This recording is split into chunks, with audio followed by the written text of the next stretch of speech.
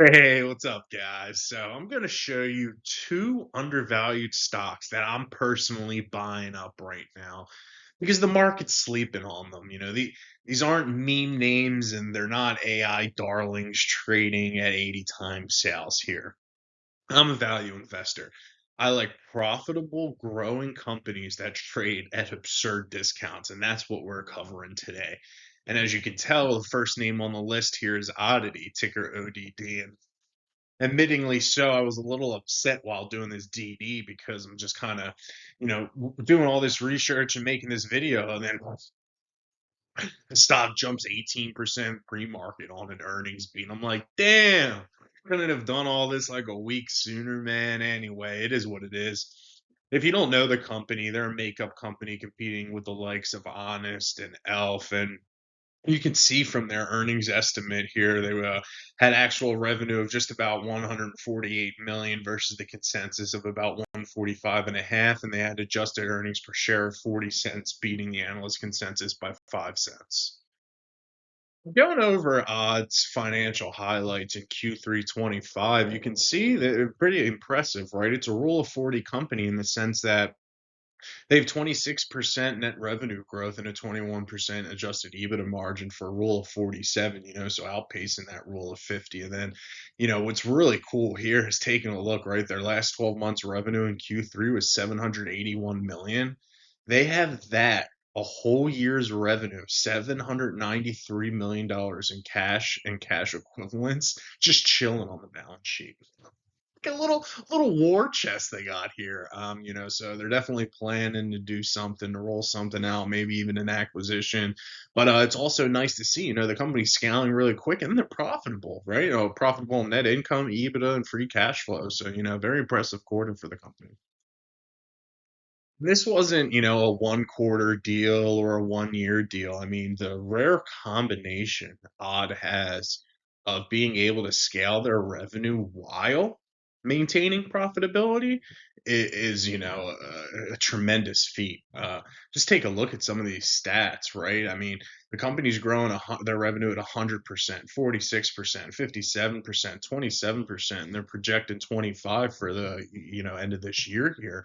And if you take a look, it's just absurd because these companies scaling so quickly and it's profitable. And I mean, we're not talking meager profitability here, right? I have the nominal figures listed below, but some quick math: 10% in 21 on an EBITDA margin, and 2022, and about like low 20s in 23 and 24. I mean, the company's growing through the roof and profitable. I mean, try to take a look and see how many Rule of 40 companies you can find growing this fast and profitable and trading at a discount like this.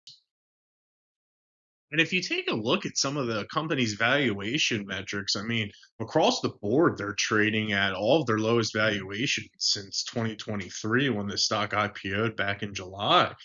Take a look at price to earnings falling from 30 to 20. That's a 30% multiple reduction. Even 24 to 20 is a pretty serious multiple reduction for a Rule of 40 company growing like this. Nice time to buy. And just real quick, bring you through my DCF. I'm growing 2026 and 2027 at the analyst consensus, and then 28 through 2035 is built on a mix of industry reports and guidance from management and historical analysis. And then we're using bifurcated EBITDA here in the sense that we're going to use a 20% EBITDA margin for 26 through 2035, and then to perpetuity 25%. I think they can, have some room to increase those profits over time using a discount rate of about 10%. And the company's really light on capex, right? It's a software company, so only about 3% there. And they do have high net working capital needs at like 8.5%. But anyway, run that all through the model, and I'm getting about 3.7 billion in EV. And then you got to subtract out I'm sorry, they have a net cash position, so you're going to add 900 million to get 4.7 billion rounded in equity value. They have 60 million shares, which gives us a price target of $78. When I was doing the analysis, it was trading at like $36. I think now it's at like $40. So still almost nearly a 100% upside on the stock. All right, next on the list here is Zeta, and they're a digital advertiser who kind of has a more of a focus here on artificial intelligence to kind of give them better insights into how where to feed their ads to and who to target, what specific customers. But taking a look at their Q3 highlights, another rule of 40 company here, a beautiful quarter, right? 26% revenue growth, cash from operations, right? That's the first bucket there in the cash flow statement. 68% growth, so very nice. Adjusted EBITDA growth of 46% with an implied margin of 23%, giving us a rule of 49, right? 26 growth, 23 EBITDA margin, a rule of 49. Just to show you how much Zed has been rolling and firing on all cylinders here. 15 15 consecutive quarters of 20 plus percent revenue growth. I mean, that's bizarre in of itself. But to me, the even more impressive part is growing that fast while maintaining profitability and increasing profitability. 19 consecutive quarters of expanding adjusted EBITDA margins. I mean, what a well run business. And, once Zeta gets their hands on a customer, the customer's delighted by them. They're seeing a great ROI in these advertisements. And I say that because look at how much money after staying over a year with Zeta, it starts to double and triple and quadruple how much money these companies are spending. Just for an example, you can see follow here the 25 TTM, right? So you can see $600,000 was spent. When they get a new client, typically they're spending 600 grand. Fast forward, once that client's been there for 1 to 3 years, they're 150% spending 150% more. They're doing 1.5 million. Okay, and then scale that up another 2 years, and they're spending another 50% more. They're at 2.1 million. Scale that 5 plus years, and it's increasing again by 30%. I mean, these people are loving the advertising Zed is doing for them. And 90% of the revenue is driven by scale customers who have been with Zeta for 1 year. I mean, that's what you want to see. You don't want to see all the revenue coming from new customers, I mean, these are customers that are happy and keep coming back for more. And the company has very ambitious goals and does not anticipate on slowing down anytime soon. Right? They have a 2028 revenue target of $2.1 billion, which implies a 20% compounded annual growth rate. Looking at 2028 adjusted EBITDA target of 525 million. That's an implied 25% margin. So right there until 2028, they're telling you, hey, we're going to be a rule of four above rule of 40 still. We're going to be at 45. And even best, the best metric of all, free cash flow, right? Telling the truth behind profitability. $340 million target with an implied 65% conversion from EBITDA. I mean, these are impressive goals and how they've been executing lately. I don't have any doubt in the company.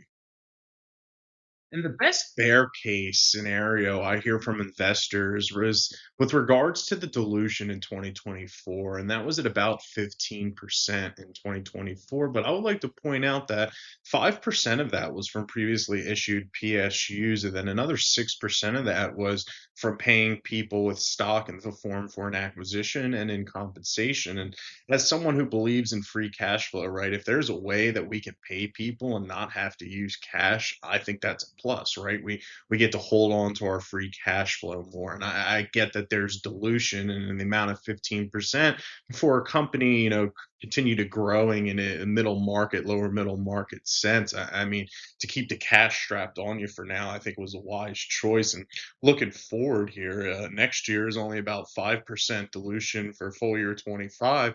But again, 2% of that was from previously issued PSUs and 3% stock-based compensation. So again, you're paying people without giving them cash, which, for a young company like this, I think is a smart decision. And then looking at full year 26 here, they're targeting 3.5% dilution, 1% in stock-based compensation, and 2 in previously issued PSU. So beyond 2026, they're really only going to be targeting 1% in stock-based compensation for dilution. So I feel like that kind of silences the bears conversation here. So I'll run you right here through my DCF real quick. Basically, I'm growing 26 and 27 at analyst consensus.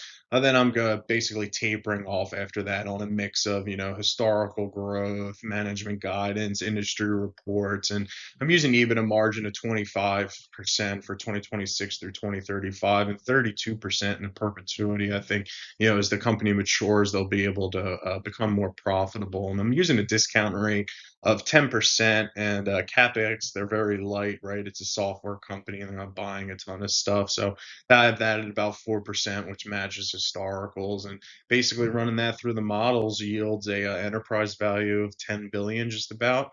And they have 177 million in a net debt position, right? They actually have positive, they have cash. So they have about 10 billion now in equity value with 240 million shares about outstanding, which gives us a price target of $42. The stock, when I was doing this analysis, was trading at $19, which gives us a very nice margin of safety of over 120% here. All right, that's it. That's all I got for you guys. There's two Rule of 40 stocks trading at very cheap price to earnings multiples. And this video will be one in a series of four of where I'm releasing undervalued stocks that I've been researching for the past couple of months. So look forward to you guys seeing the next one.